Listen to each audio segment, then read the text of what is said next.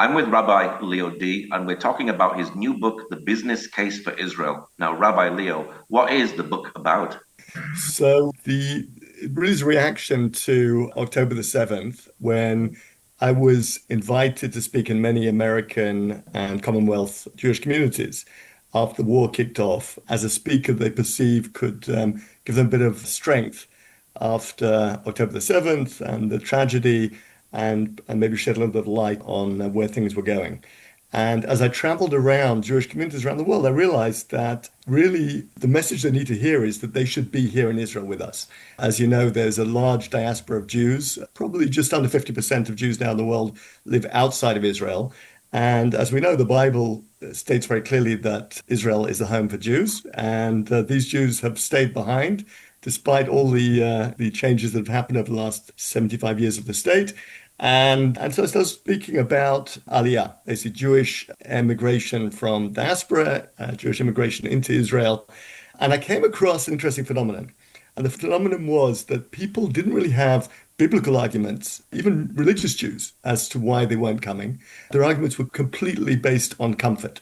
We live in America, life is good for us, we have very nice synagogues and schools, we have kosher restaurants, we have all the facilities we need. Why do we need to be in Israel? Or it's very difficult for us to leave this comfort and come to Israel where we would have to start again.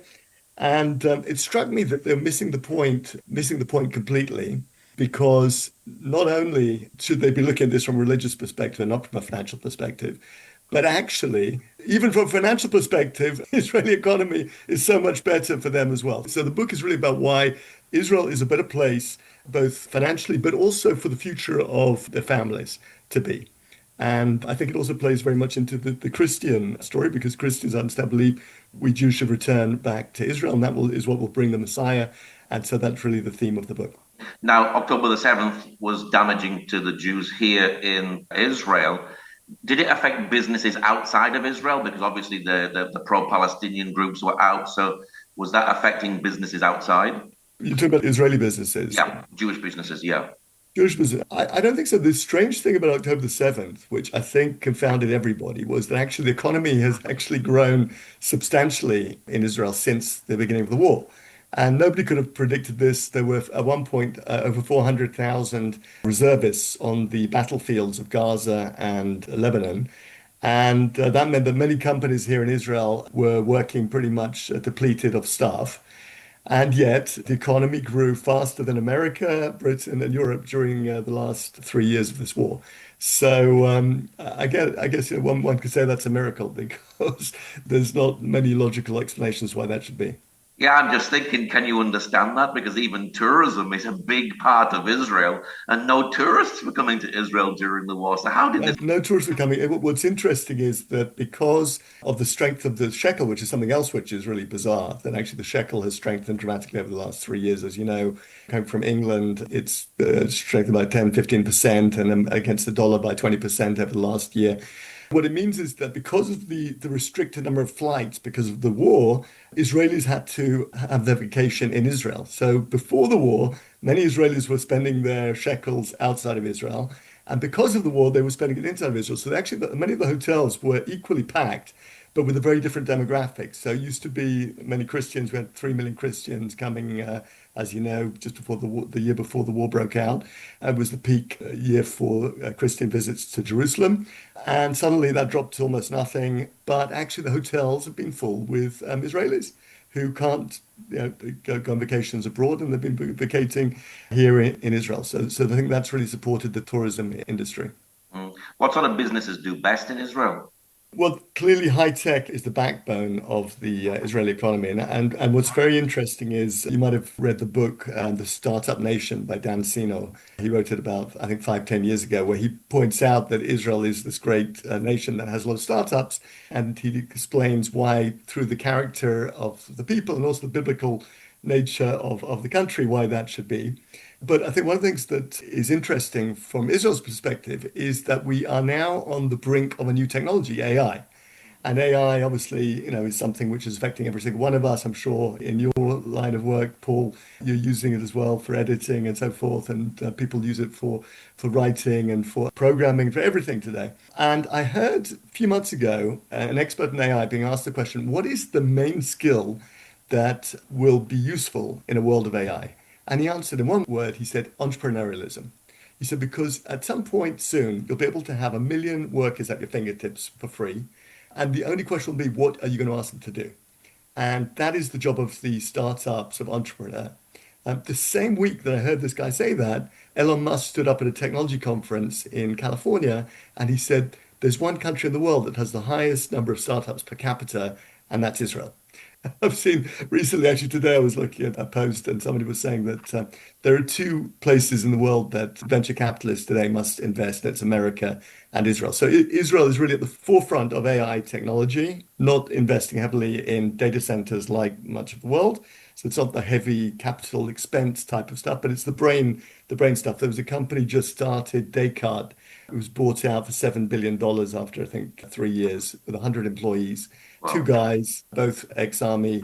One actually very religious, which is very interesting, a Haredi guy. And these guys don't typically study maths and English, whenever they study Bible studies for their whole life. And he was one of the key founders, and they've just sold out. And it's a critical component, apparently, of AI technology. And there are many more companies like this in the pipeline. So, so this is really a very fascinating economy here in Israel. Do many tech companies get ahead of the game because of the situation here in Israel? Israel obviously has terrorism. So is it the fact that they're developing things ahead of the game because they actually have to develop these things ahead of the rest of the world? Yeah, Paul, I think you put your finger on it. What's interesting about Israeli technology is that because of really, I would say, anti-Semitism, anti-Zionism over the past 80 years of existence here in Israel, many countries have not wanted to buy particularly from Israeli companies. And also because we're a small country, we don't tend to manufacture basics like clothing, furniture, and so forth, those things we import from elsewhere. So the economy here has grown in such a way that we only produce mission critical products because the only real markets are if we can export. And the only products that people will buy from Israel are if they have to buy it from Israel and there's nowhere else to buy it from. So Israelis have focused on those type of products where they can have a bit of sort of, brain power creating exceptional products that can't be used elsewhere. For example, cybersecurity today, which is, of course, a hugely growing area because with the AI is able to send viruses into every possible computer package today. So this is only a growing area. And one of the companies, Amdocs, which is now based in America, which along with many of the Israeli successful startups, ends up on NASDAQ, provides cybersecurity to most of the federal government. So just to give you the scale of the mission critical nature of what Israelis are doing, not to mention water technology. Israeli water technology is used, as you know, in 150 countries around the world. We have the top desalination technology. We have the top drip irrigation technology and the top water recycling technology. Israel recycles 80% of its water. The second in the world is Spain with 20%. America recycles currently 5%. And as you know, clear water, drinking water, is a very scarce resource today. And with global warming is becoming more and more scarce. So therefore, the ability to generate and to recycle is absolutely mission critical. So countries like South Africa that boycott Israel as a matter of course ended up having to buy Israeli technology in order to basically have water coming out the taps in Cape Town over the last 5 years after a massive drought, which meant that they didn't have any water to drink. And they came knocking on the door in Israel and said, despite the fact that we're boycotting you, we desperately need this technology. Please, will you provide it? That must feel very satisfying, does it? I think so. I think that, as we say, those who bless us are blessed. Yeah. Does BDS actually affect business a lot in Israel? It's very funny that I can't remember who said it, but very true words. It said it used to be that Israel produced Jaffa oranges and Granny Smith apples. Now we provide, the chips for Apple telephones and for orange telephones, orange computer, whatever. And I think that's the truth. The truth is that if you wanted to boycott Israel today, it would probably be impossible. Teva, as you know, is one of the biggest generic drug companies in the world, based in Israel, and they provide 10% of the drugs to most of the hospitals in America, Europe, and Britain. and around the world. And the things that they're producing are things apparently which other companies can't produce at that price.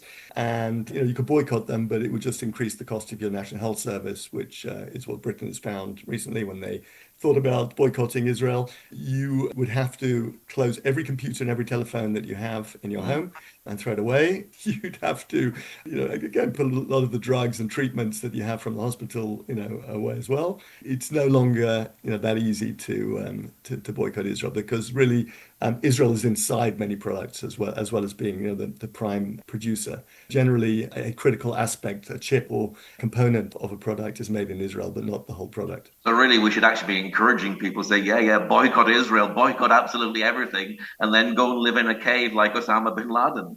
Yeah, that's absolutely right. And the funny thing is that many of these countries that we're fighting against, depend on Israeli products as well. So, Now, you're a rabbi, but are your roots in the business world? right. So, Paul, I actually started my career in venture capital, private equity. So I spent actually 10 years altogether in that field, about 6 years investing in private companies. And my job was basically to find private companies.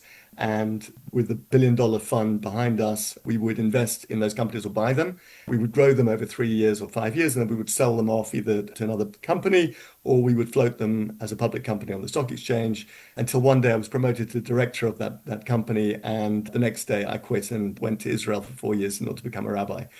That's another story. But really, when you're looking at companies, the structure, in a private equity company, it was when I was there 20 years ago, but I think it probably is still the same. You have small teams. I was on the technology team with me and one other colleague, and we found a company we wanted to invest in. We'd write an investment note. And what was the investment note? The investment note would look at the market, the product, the management, the employees, the risks, give a SWOT analysis, strengths, weaknesses, opportunities, and threats. And we did lay out the financials of the company. We look at everything systematically. We present that to the investment committee, that was generally the CEO of the fund and the top directors. They would make a decision, yes or no, and then we would make the investment. And when it came to writing this book about Israel, I thought, how could I objectively write a book about Israel? And it came to me, actually came to my wife, Eliza, the idea that why not write a book about Israel in that structure? We'll look at the market for where, particularly Jews can live, look at the product of Israel, look at the management, the employees, the management being the government, the employees being the people, look at the risks of living here, the SWOT analysis, and that's how I've set it out. And it's fascinating when you do that because you come to a very different conclusion than you might do if you just look at individual points, which when we look at the media today, we get fed certain sort of sound bites, which are very misleading. Is there anything biblical about investing in Israel? Is there a blessing for investing here? It is a blessing to invest in Israel. In Deuteronomy, there are a number of passages that talk about how if we keep the commandments, and that really means also living in Israel, because many of the commandments have to be kept in Israel. I mean, certainly those around the land, developing the land, taking tithes and so forth, then we'll be blessed with bounty. And the Bible promises us that, if we keep God's word, then he will reward us with bounty in our land, but specifically in our land. And so therefore, many Jews think that what's happening at the moment with this absolute booming economy is very much a sign of redemption that's well on its way. And particularly when it's miraculous, as we've discussed, over during a war when it's completely unexpected, this is really an incredible sign that things are happening in Israel. Can Christians actually invest in Israel? Certainly. So it's very interesting. I put some charts in this book, which I've not seen them before, but it just seemed obvious when you're looking at Israel as from this perspective. And one of which was, what is the Tel Aviv Stock Exchange done over the past 25 years, say compared to NASDAQ? And it turns out that if you'd invested in the Tel Aviv 125, which is like the NASDAQ or the S&P, you would have made a better return over 25 years than you would have been investing in NASDAQ. And if you'd invested in a residential property in Israel 25 years ago, you would have made a better return than if you'd invested in America or Europe or Britain. Europe, you'd have made twice your money. Britain, 3 times your money. America, about 3.5 times money. Here, about 4.5 times your money in 25 years. So, so these are things which are not obvious to people, that Israel is now a great investment. But really one of the main points of the book is not so much just the financial aspect, it's also where you want to have your family. And you live in Israel, Paul, so I think you'd agree with me. But I asked the question, what is the product of a country? Right? It's easy when you look at a company, you can easily identify what the product of that company is. But what is the product of a country? And it struck me the product of a country are the children. Okay. They say that it takes a village to grow a child. Well, even more so, it takes a country to grow a family. And I think, when you look at the quality of the children that are being brought up in this country, I mean, to me, that is really the most incredible product. And we talk about being a light unto the nations. This is where Israel is being a light unto the nations, for a number of reasons. We've talked before about this, but I think that Israel is demonstrating how to create a biblical state. Yeah, a state based on biblical values. And that's for the 15 million Jews in the world to come and live here and to build that together. That is a light to other nations to do the same. Who are the agents who are going to make this happen everywhere else? I think the Christians, right? Specifically, Zionist Christians are the only people on the planet who can roll this out to the other 8 billion people. So, so we're a light unto our nation effectively, but Christians are a light unto the world. And I think this is the opportunity, but to look at what we're doing here, to learn from it, and to take it and to roll it out across the world and take these biblical values. What are these biblical values? Well, one is family. There is only one Western country in the world that has a birth rate above 2.1, which is replenishment, and that is Israel. Right? As we know, Europe is well below 1.5, as is Britain. America, I think, is 1.7. Much of the birth rate in those countries, anyways, immigrants, first generation immigrants who have different culture. So it's not necessarily a healthy birth rate in terms of the culture, Christian culture of those countries. Israel has a 3-child per mother birth rate of Jewish mothers and actually Arab Israelis in this country, and that's a very healthy number. What it means is that the organic growth that's occurring here is fueling economic growth and growth in the army and in the culture. It's a very, very healthy number, and that's based on the fact that we have strong family values. People still believe in bringing another generation into the world. Are Israeli children and youth different than youth outside, like in Britain, in America? And is it partly because of what they go through with the terrorism that happens in the land, but also as well going into the army? And you've talked about religion as well. Yeah, Paul, 100%. I think there's a tremendous responsibility in this country, and you see it when where I live in a frat, which is not that far away from you. We're a Jewish settlement in Judea, and the kids walk themselves to school at the age of 5. You often see 5-year-olds holding their 2-year-old, 3-year-old sibling and walking them on the pavements. Everyone's looking out for everybody else. The parents are looking out. Everyone's looking out for each other. These are safe communities where we know our neighbors. The kids play in the streets and play in the parks. And it leads to a culture of volunteerism. And I can't speak more highly of the youth, the teenagers in our community.